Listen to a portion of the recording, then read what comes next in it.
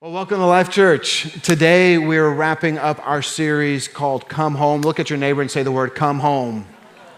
There you go, there you go. Well, it's Mother's Day today, and I know Mother's Day has a lot of emotions to it because our hearts are excited, and if your mom's here, hopefully you're sitting next to her and you've already told her Happy Mother's Day. You brought her breakfast in bed. You went and got her favorite food this morning, all of those things. By the way, if you haven't told your mom Mother's Day, grab your phone right now and send her a text message and just write, "Hey, Mom, you're the best. Happy Mother's Day." All right? There you go. We got some people doing it. Good job. Well, I know Mother's Day is a day that comes with mixed emotions. Sometimes we grieve on Mother's Day if we've lost a mom recently. And this is the first Mother's Day without a mom, and that's hard. And know that when you grieve, and we cry with you, and we prayed. I prayed for you already early this morning that you would experience the peace and the comfort and the grace of God today. Mother's Day is also a hard day, especially if your children aren't here, but not just physically, but if your children are away from Christ spiritually. We know the pain of that spiritual separation. And that's what this whole series has been about. And if that's you, I want you to know that God sees you, and God knows your story, and God sees where your children are at, and God is a God who is always calling his children home. And so that's what this series has been about, called Come Home. So today, whether you're the person who's away from Christ and you're here at church today, and I'm so glad you are, or you're the one who's waiting for a child to come home, I want you to know that this message today is for you. It's for all of us today. So let me start by asking a question, and this is a question for everybody that's in the room today. Let me ask it this way. Have you ever felt like you don't belong? Like you walk into a room, maybe into this room. Have you ever felt like you don't belong? That like you're never enough. You'll never measure up to people's expectations. And somewhere in the back of your mind, there's this fear that if they ever know the truth about you, if they ever discover your past and your failures, that they're going to reject you. You see, that feeling has a name, and that name is called the imposter syndrome. And it's the imposter syndrome that tells you you're never enough. You'll never be enough. That no matter how far you've come, you'll always be defined by your worst moments. It's the imposter syndrome that keeps people from stepping into opportunities, keeps people from stepping into deepening a relationship, and even faith. Deep down inside, you feel like you're maybe even truly not welcome when it comes to walking in the doors to a church. For many people, I think that struggle of imposter syndrome, it extends into their relationship with God, and they're thinking, how could God ever love me? And even for some people, it keeps them from walking into church. If they ever really find out the true me, they'll just reject me. And so to those people who feel that way, let me just tell you, Jesus came to change the narrative. He spent time with people that the religious leaders didn't think were worthy of the presence of God and whose society had written off, and Jesus welcomed them with love and with grace. And in Luke chapter 15, let me invite you to open your Bibles there. Jesus told a powerful story about a son who had every right to feel like the imposter in the story as he was coming home, expecting to be rejected, and yet he was welcomed and accepted. So in Luke chapter 15, there's a group of people called the Pharisees, and they're criticizing Jesus for spending time with sinners. They don't like the fact that Jesus is spending time with sinners, and so they're criticizing him. And so Jesus tells them 3 stories, back to back to back. And the first story is about a shepherd, and one of his sheep goes missing. And so he leaves 99 sheep, and he goes in search of the one lost sheep. The second story is about a woman who lost a coin in her house, and she scours through the house looking everywhere until she finds the missing coin. And after each of those parables, Jesus, looking at the Pharisees, kind of re-emphasizes the point of what he's wanting them to learn from that story. So, for instance, it says in verse 7, after the shepherd who went and searched for the one lost sheep, he says, just so I tell you, there will be more joy in heaven over one sinner who repents than over 99 righteous persons who need no repentance. And then after he tells the story of the woman who went looking through the house for the missing coin, again, he's trying to get them to understand the point, and he says, just so I tell you, there is joy before the angels of God over one sinner who repents. And then, because I told you it was 3 stories, Jesus goes right into the story of the prodigal son. Now remember, and write this down in your notes, because this is the foundation of where we're going today. Remember, his audience was church people who were judgmental and angry that Jesus spent time with sinners. Let me say that one more time while you're writing it down. Jesus' audience was church people who were judgmental and angry that Jesus was spending time with sinners.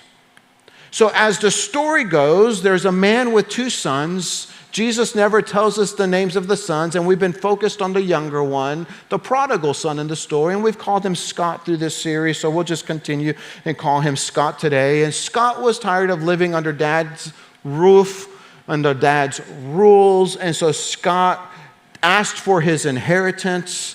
And one of the things we've learned is in that culture, that was the ultimate insult. It's a slap to the father's face. It's as if saying, I don't care if you live or if you die. I just want my money and I want it now. So heartbroken, the father divided up the inheritance. He gave Scott his share of the money, and Scott took off, the parable says, to a faraway country where he squandered it. He just went wild. He partied, he lived it up, and he lost it all. And so Scott finds himself in hard times. The Bible describes hard times as a famine that hit the land. And so now he has no friends, he has no money, he has no food, he's hungry, and he got a job. He got a job taking care of pigs. And again, remember the culture and the context. Scott is a Jew. Working with pigs, touching pigs is the worst thing that you could do. So here he is in the worst of conditions, hitting rock bottom. He's hungry, he's alone, he's broke, and all of his plans failed. Right? Week 1, we talked about that. Have you ever felt like your plans failed? So Scott had a decision to make. Do I stay here in the pigsty, hungry, broken, alone, or do I swallow my pride and do I go home? And so in week 2, we learned about the decision that Scott made to go home. And it says in verse 18, I will rise and go to my father, and I will say to him, Father, I've sinned against heaven and before you. I'm no longer worthy to be called your son. Treat me as one of your hired servants. And he arose and he went to his father. And it's a long walk home. Remember, the parable said that he ran off to a faraway country. And now on this long journey back home, one step after another step, he's got probably doubts running through his mind. He's got fears in his heart. What's going to happen when I get home? Is Dad going to send a servant out and say, Dad doesn't want to see you. Dad's written you off. You're not part of the family anymore. Is Dad going to reject me? Is Dad going to receive me? The whole way home, he probably has these thoughts that are running through his mind. And those thoughts are immediately answered in verse 20 when he comes home. It says, but while he was still a long way off, his father saw him, felt compassion, ran and embraced him and kissed him. And the son said to him, Father, I've sinned against heaven and before you. I'm no longer worthy to be called your son. But the father said to his servant, bring quickly the best robe and put it on him, and put a ring on his hand and shoes on his feet, and bring the fattened calf and kill it, and let us eat and celebrate. For this son was dead and is alive again. He was lost and is found. And they began to celebrate. It's a beautiful picture of the Father's love. It's what we talked about in last week's message. And it teaches us that the Father's love never changes. And the Father's always welcoming you home. So like all of the stories that Jesus teaches, this one has a principle too. And so here's some thoughts I want you to write down in your notes. First of all, remember, the prodigal son represents people who leave home. People who leave home, people who walk away from faith, people who walk away from a relationship with God. And the father in the story represents God. The father in the story represents God. And so Scott came home, and Dad threw a party, and it felt like to those that were listening to the story, kind of like, kind of an okay story. Yeah, I mean, so what? But then this is where the plot twist comes in. Like you could hear the music like dun, dun, dun. Like the music's changing because now comes the plot twist. And it says in verse 25, now his older son was in the field, and as he came and drew near to the house, he heard music and dancing, and he called one of the servants and asked what these things meant.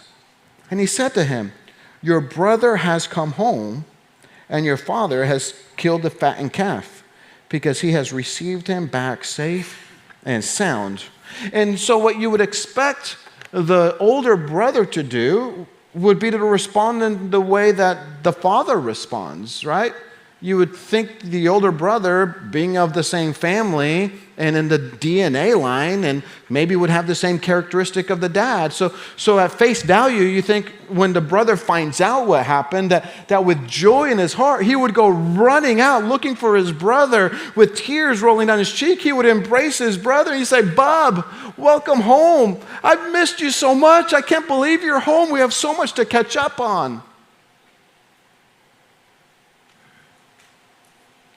But that's not how the story goes. That's not how it turns out at all. It says in verse 28, but he was angry and refused to go in. His father came out and entreated him, but he answered his father, look, these many years I've served you and I've never disobeyed your command, yet you never gave me a young goat that I might celebrate with my friends. But when this son of yours came, who has devoured your property with prostitutes, you killed a fattened calf for him. You see, the older brother's angry with the father for forgiving and accepting Scott. And I'll just be honest with you today, this is not going to be your favorite message in this series because we have to talk about this. What we have to talk about today is the primary reason why Jesus even told this parable. And we like to focus on the prodigal son coming home and this restoration and this heart change. And that's a beautiful picture. And we like to talk about the father's unconditional love, and that's a beautiful picture. But we have to talk about this too, because this is the primary reason why Jesus told this parable. And remember, the story wasn't told to sinners who were away from God that Jesus was hoping they would come into salvation. You got to remember, the story is told to church people that have a really wrong attitude. So the older brother represents the Pharisees. And I'm afraid, on occasion, it's us too. Church people who have a very wrong attitude. Church people who are quite not as ready as the father in the story to extend grace, love, and forgiveness. Church people who are angry, hurt, vengeful.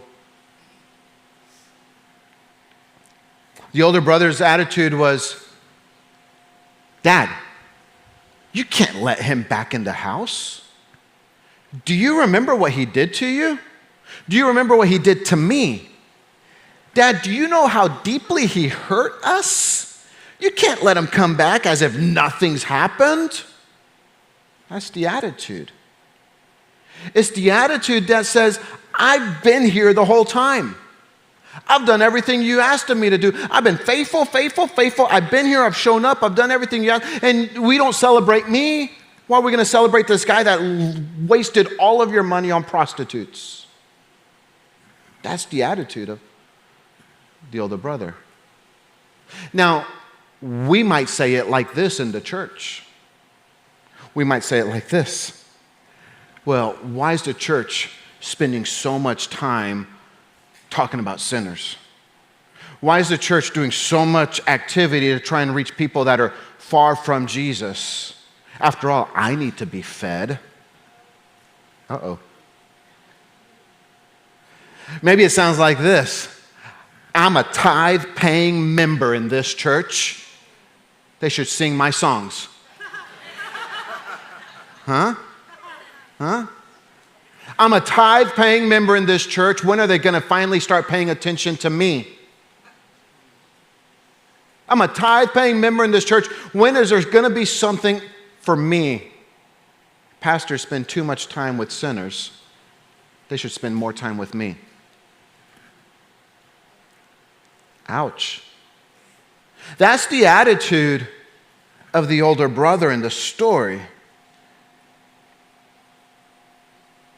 And here's the part that should really bother you, because it deeply troubles me, that many times for people who walked away from faith, their fear in coming back to church is not whether God will accept them and forgive them. It's whether the church, whether you and me, would be willing to forgive them for their past mistakes, or how much we're going to hold over them. It's the attitude of the older brother that when people return home, God responds with unconditional love and immediate forgiveness and amazing grace, but they're not so sure about the church. You see, what I've learned is God isn't the problem. The older brother's attitude is the problem. It's the reason why so many people don't come to church. The older brother's judgmental attitude is saying, well, while you've been out doing stupid things, somebody's been holding down the fort here. Thank you very much. It's the older brother's attitude that says, well, you got what you deserved. Or I've seen her type before. Just give her a couple months and she's going to be back to where she was. He's just trouble. He's never really going to change. And too many times prodigals are welcomed home not with open arms, but with questions and skepticism. Why? Why? You see, Scott didn't just leave dad. The younger brother also left the older brother, and it hurts when somebody leaves. And the older brother handled rejection different than the way the father handled rejection. And instead of rejoicing at the reunion, he was angry at the rejection. You see, it hurts, and I get it. It hurts when people turn their back on you. And often when people turn their back on you and they leave, they hurt you even deeper by the words and the actions, the things they say and the things they do. And when they come home, it's like pulling that scab off again. And all of those emotions are fresh. That rejection, that hurt, that's fresh again. So instead of celebrating, you have this resurgence of the pain. Now, the father in the story, remember, represents God. And so the father, saddened by the response of the older brother, he says in verse 31, and he said to him, son, you are always with me, and all that is mine is yours. It was fitting to celebrate and be glad, for this your brother was dead and is alive. He was lost and is found. The Heavenly Father says, I love you. I'll always love you. I'll always continue to love you, and I will bless you. But today there's reason to celebrate. The lost has been found. A sinner has come home. We can throw a party and we can celebrate. And that's it. That's the story of the prodigal son. It only took me 4 weeks to tell it to you. And Jesus stopped right there. And he didn't explain it to the Pharisees. It's like mic drop. exit stage left. And they're left to ponder, and you and I, we're left to ponder, who are we in the story? Am I the prodigal son that's wandered away from the faith? Am I the prodigal son that it feels like all of my plans are failing, that I've hit rock bottom and I'm remembering how good it was at my father's house? Am I the prodigal in the story? Am I the father in the story, watching and waiting, thinking with expectation every day could be the day that the child returns home? Or am I the older brother in the story? Do I have the attitude, willing to write people off, to judge them, to hold over them the mistakes of their past?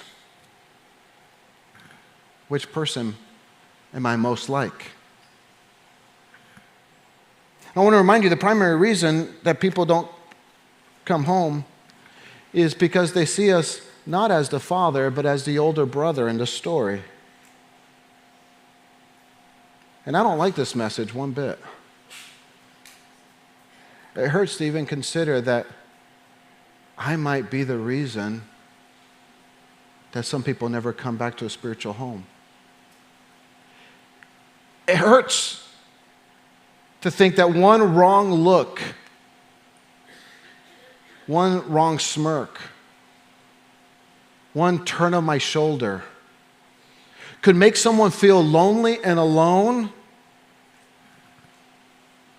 and they never come back to spiritual faith. And this morning, as a church and as individuals, I'm asking us corporately, and listen, I'm asking you personally, would you be willing to allow your heart to realign with the Father's heart? Would you allow your heart to realign with the Father's heart? And if your answer is yes, then here's what we can do. First of all, acknowledge your tendency to act like the older brother. That's probably the most difficult step to do because we have to be honest, not with somebody else's attitude, but with our own attitude. It's easy to see it in other people. I'm asking you to see it in yourself. I'm not asking you to point any fingers. I'm asking you to examine your heart. Acknowledge that sometimes it's easier to have the tendency to act like the older brother. And that's a difficult step. We don't like to admit that sometimes we're acting like the Pharisees. Sometimes we're judging people. Sometimes we're writing people off. Sometimes we're not extending forgiveness. But ask God to realign your heart to love people the way He loves people. Second is focus on forgiveness, not punishment. You see the prodigal son coming home, he's already suffered. The consequences that he's endured have been sufficient punishment. And when they come home, instead of punishing them for the pain they caused, act like the Father who quickly forgives. But Pastor Jason, you don't know the depths of the pain. You don't know how deeply they hurt me. You don't know what they did to me. I might not know. But understand this. We've all experienced pain by somebody at one point or another, and you can't allow your hurt to act as an excuse to not forgive, because that's not following Christ. Release that hurt. In fact, act like the father in the story and forgive before they ever come home. I don't think he waited for the son to come home and then decide whether he was going to forgive him or not. I don't think he waited for the son to come home and see how serious the son was before he extended forgiveness. Go ahead and forgive before the son comes home. Release that hurt. In fact, when you don't forgive them, you're as guilty as they are. Uh-oh. Jesus said that. Matthew chapter 6. For if you forgive others their trespasses, your heavenly Father will forgive you. But if you do not forgive, listen, somebody needs to hear this today. But if you do not forgive others their trespasses, neither will your Father forgive your trespasses. Focus on forgiveness, not punishment. Third, when a prodigal comes home, respond with love and not lectures. We like to seize the moment to lecture somebody. And the thought is, they need to know how bad they hurt me. They need to know what they did, and they need to learn their lesson so they don't do it again. Listen, they already learned their lesson. That's why they're coming home. Fourth, celebrate the restoration. Don't relive the rejection. Celebrate the restoration. Don't relive the rejection. We have a tendency to lecture and punish because we're reliving the rejection. We're pulling that scab off again. We're remembering and reliving all of the pain when they walked away, when they rejected you, the hurt that they caused you.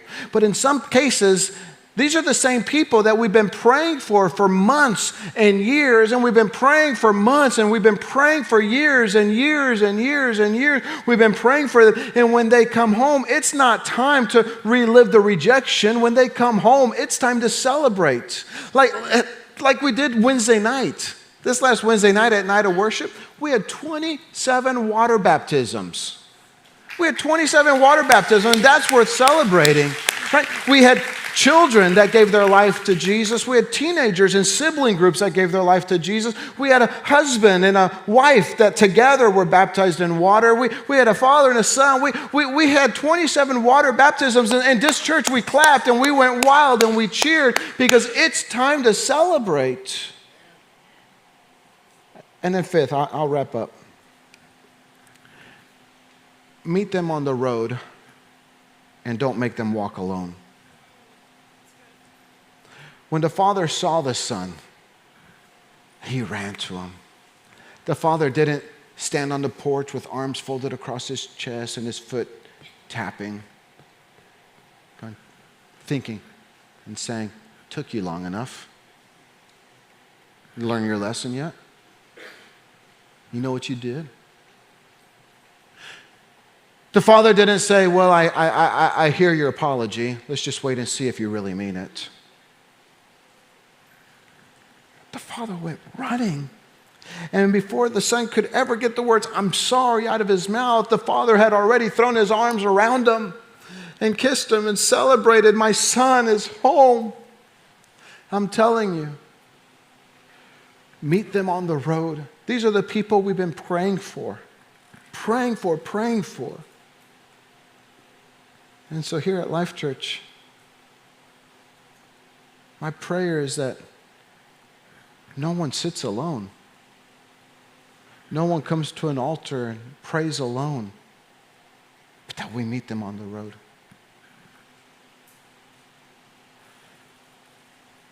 So we're left to ponder as Jesus ends the parable. Who am I in the story? Am I the prodigal, away from God, tired of rules? I try to do things my own way, and my way is failing me. And I'm starting to remember how good it was at the Father's house. Am I the father with expectation in my heart, watching and waiting, thinking today could be the day I can welcome a prodigal home? Or am I the older brother in the story? Cold, callous, calculated, not willing to offer forgiveness, but judging always.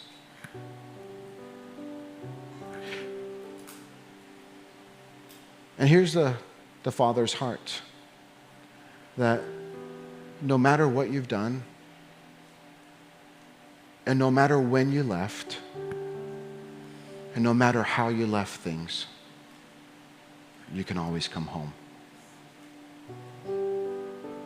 That's the Father's heart.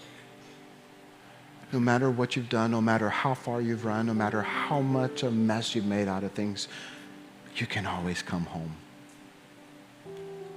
So let me invite you to bow your head and close your eyes with me for just a moment.